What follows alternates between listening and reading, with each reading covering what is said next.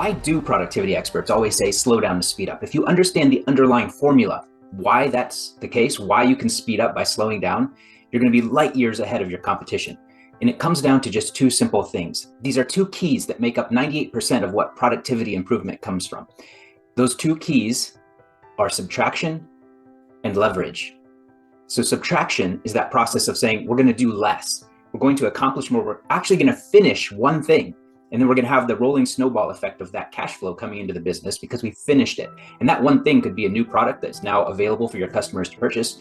That one thing could be an improvement in efficiency, one system or process for delegating something or outsourcing something, a step-by-step checklist that prevents errors. Whatever that is, it's finished and it's now operational, allowing you to deliver more value to your customers or clients. So subtraction. Why is it that if you have a cluttered desk and you can spend just a little bit of time clearing it, so where you only have the things you actually need to get your job done and nothing more, why is it that that allows people to accomplish more? You're freeing up mental space by removing things that don't belong. Why is it that if you take this cluttered jumble of to-do list tasks that are floating around in your mind and you dump them all onto a piece of paper, and then you sort them by priority of consequence, good or bad? What would be the consequence if I never finish this? Would it have much impact, good or bad? And you drag those to the top of that list. Why is it that then when you select the top 5 and you fold up the rest and you set them aside to look at again tomorrow, why is it that you accomplish more? Because of subtraction. You're actually subtracting things from your mind that have been distracting you all day.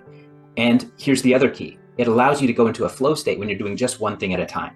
So if you can say, here's my top 5 things, but I'm not going to look at number 2 through 4 until number 1 is finished. That is one of the flow state triggers that allows us to get fully immersed into a goal, is when we're not trying to split our attention across several things. Full immersion into one task, a narrow field of awareness to include just this one thing, that triggers a flow state, which puts you into a more productive mode. You will get more done in a flow state than if you weren't in a flow state. So subtraction. How can you subtract some things from your to-do list, from the complexity of how you manage your team? How can you subtract things from the way your project management software is set up so that it's less distracting, less confusing, focuses you in on the fewest things possible, removes everything except the one thing you should be thinking about so that you can get into flow states once you've selected something to work on? Subtraction. So the other piece, the other key to productivity is leverage. So leverage, what do we mean by that?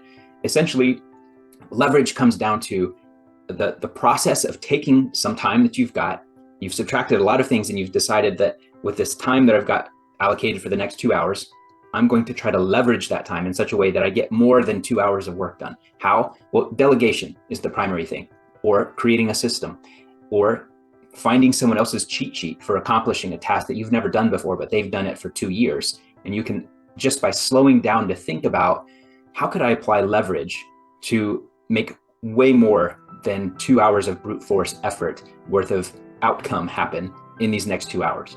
That's what leverage is. That's why we're continuously coming back to that process of leadership. Why do I work with my clients on leadership when I'm a productivity coach? Because delegation is what allows you to move beyond just your own time, energy, and attention. It's what allows you to go beyond just subtracting until you have just the bare bones, most important 80-20 opportunities and tasks in front of you. That can be optimized up to 24 hours. Beyond that, now it's about leadership. It's about unlocking opportunities for other people. And so that's why leverage is the other key to productivity. And that's why slowing down to think often allows you to speed up as far as how you accomplish things. It might be that with a little bit of training on how to use a team better, how to delegate, or how to outsource better, that you're able to accomplish far more than if you just worked really hard to try to do more yourself. Remember, you only have so many resources. You have time, and you have money, you have energy. How you allocate those resources is going to make the difference between success and failure. That's what's going to determine the difference between someone who's got a good plan and tries to execute it well, but just struggles to ever get really any significant traction, versus the other person who has the same plan, but their execution is more elegant. It has this element of intelligence behind it. That intelligence came from them being able to project their mind into the future, build a richer mental map of the future that includes those questions of how can I subtract so that I only focus on the things that are most important, and how can I use leverage to produce more in a shorter period of time when it comes to achieving our goals. So we're talking about removing waste and focusing your thoughts on those things, those few things that allow you to leverage your resources whether that's hiring with money, whether that's bringing in consultants with money, whether that is saving some of your own time by hiring a process engineer to come in and fix the way your project management flow goes so that you're no longer confusing your team. That's the key to productivity. So my challenge for you this week is to ask yourself, what could I subtract so that I could create time, so that I could slow down and think, how could I use leverage better? Subtract so that you have space in your schedule to think.